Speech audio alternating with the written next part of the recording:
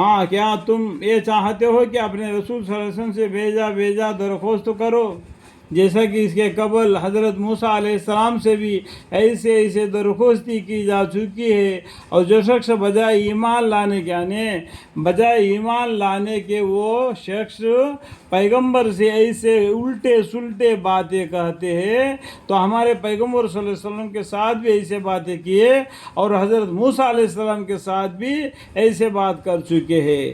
وہ ایمان لانے کے بجائے یہ الٹے سلٹے باتیں کرنا ان کے لیے بہت ہی گناہ ہے، اور شخص بجائے ایمان لانے کے کفر کی باتیں کرے، بلا شک وہ شخص راہ راستے سے دور جا پڑا۔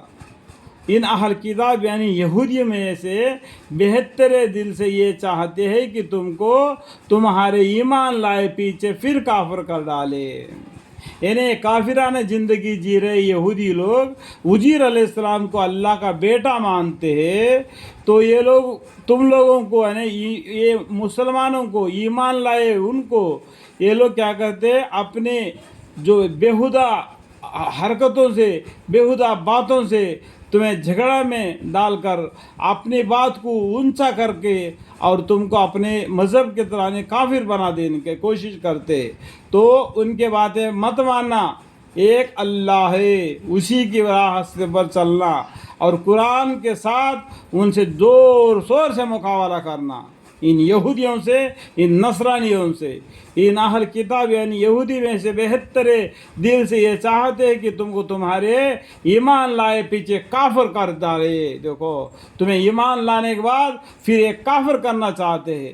ان یہودیوں کو ایسا جواب دے دو قرآن کے ذریعے سے، ہر مسلمان کے ساتھ اتنا ایمان ہونا چاہیے، اتنا علم ہونا چاہیے، ان یہودیوں کو منہ توڑ جواب دے۔ اس کے لیے کیا چاہیے؟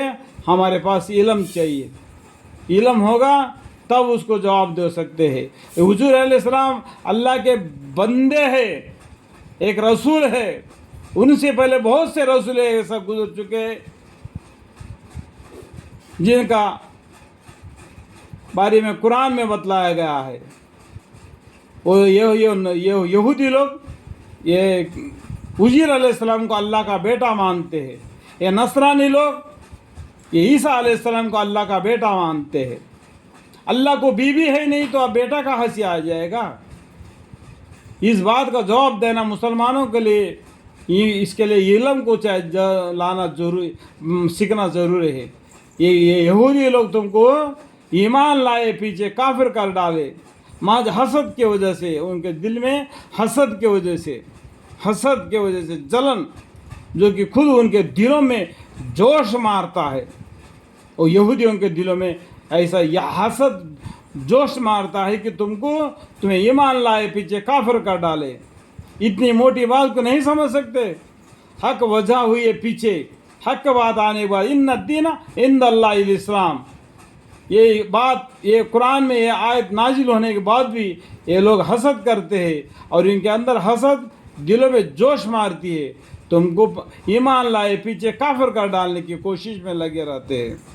خیر، آپ تو معاف کرو اور درگزار کرو جب تک کہ حق تعالیٰ اس معاملہ کے متعلق اپنا حکم قانون جدید بھیج دے۔ اللہ تعالیٰ کی طرف سے وہی جو قانون جدید بھیج دے اس کا انتظار کرو، اللہ کو حکم آنے کا۔ یہاں پر فائدہ ایک لکھا ہوا ہے، بازو میں اس کا معنی وہ لکھا ہوتا ہے، دیکھو میں انگلی سے دکھا رہا ہوں، اس کو پڑھنے سے بھی آپ کو معلوم پڑ جائے گا، ٹھیک ہے؟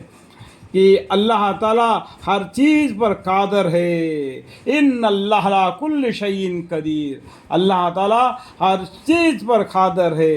یہ یہودیوں سے پر بھی اور نصرانی لوگوں پر بھی اللہ تعالیٰ قادر ہے۔ یہ ایمان لانے کے بجائے ایسے کفر کے باتیں کرتے ہیں پیغمبروں سے، تو نہیں کہنا چاہیے تھا۔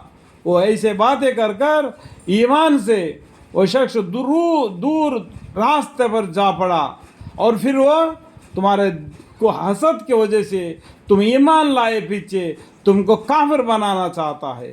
یہودی لوگ ان کے باتوں سے محض حسد کی وجہ سے جو کہ ان کے دلوں میں جوش مارتا ہے، حق وجہ ہوئی پیچھے، حق بات آ گیا، ان الدین عند اللہ الاسلام، ایک اللہ ہے، ایک رسول ہے، جو 1,24,000 پیغمبر آئے یہ توحید کو حفاظت کرنے کے لیے، ایک اللہ کے طرف دعوت دینے کے لیے۔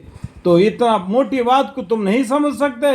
اے مسلمانوں، کیا تم اتنا علم سے پیچھے رہ گئے؟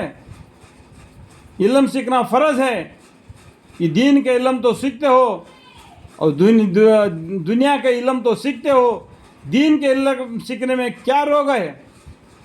خیر، آپ تو معاف کرو اور درگزار کرو جب تک کہ حق تعالیٰ اس معاملے میں کے متعلق اپنا حکم قانون جدید بھیج دے۔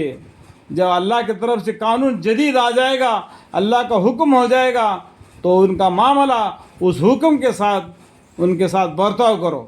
ان اللہ کل شیء قدیر، اللہ تعالیٰ ہر چیز پر قادر ہے۔